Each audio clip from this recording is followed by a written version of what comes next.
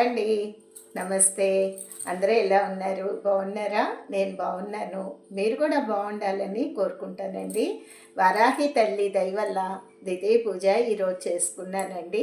ఈ పూజ ఈరోజు నవరాత్రి రెండో రోజు అండి. అమ్మవారికి ఉదయం నేను పూజ చేసుకున్నాను. అమ్మవారికి ఎర్రటి పూలు అంటే చాలా ఇష్టమండి. అయితే ఈరోజు పూలు నాకు రోజు తెచ్చే అమ్మాయి రాలేదండి. ఆ అమ్మాయికి బండి మీద పడిపోయాను, రాలేకపోయాను ఆంటీ అని చెప్పింది. సరేలే ఎట్లాగా ఎర్రటి పూలు ఎలాగా అని తల్లి నీదే భారము నువ్వే తెప్పించుకో అని అనుకుని దండం పెట్టుకున్నానండి.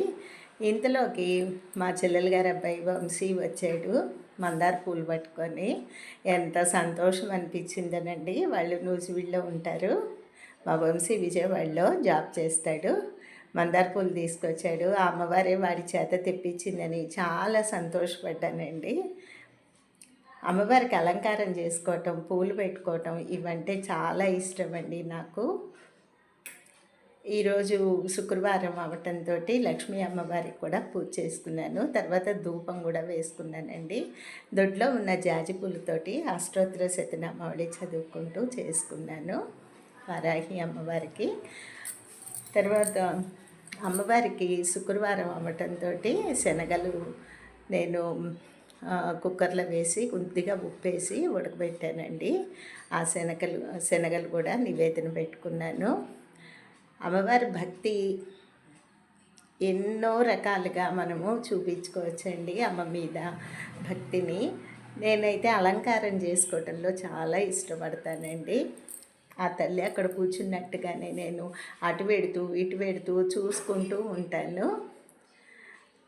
అలాగే మీకు కూడా చూపించాలనే నేను ఈ వీడియో షేర్ చేస్తున్నానండి. మీకు నచ్చితే కనుక ఒక లైక్ ఇచ్చుకోండి, కామెంట్ చేయండి. సబ్స్క్రైబ్ చేసుకొని వాళ్ళు సబ్స్క్రైబ్ కూడా చేసుకోండి. మీ కామెంట్ నేను చదివి మళ్ళీ రిప్లై ఇస్తాను. ఈరోజు శనగలు కూడా నివేదన పెట్టుకొని పెసరపప్పు పానకం పెట్టుకున్నానండి. తర్వాత తాంబూలం కూడా అమ్మవారికి సమర్పించుకున్నాను నివేదన తర్వాత. ఈ తాంబూలం ఎవరైనా ఇంటికి వచ్చిన ముత్తైదుకి ఇస్తానండి. లేకపోతే రాత్రికి పూజ అయిన తర్వాత భోజనం చేసి నేనే వేసుకుంటానండి. తాంబూలం వేసుకోవటం కూడా నాకు చాలా ఇష్టము. అమ్మవారికి హారతి ఇచ్చుకొని ఏదో వచ్చినవి 2 పాటలు పాడుకొని పూజ కంప్లీట్ చేసుకున్నానండి. అదే వీడియో మీకు షేర్ చేస్తున్నాను. ఉంటాను.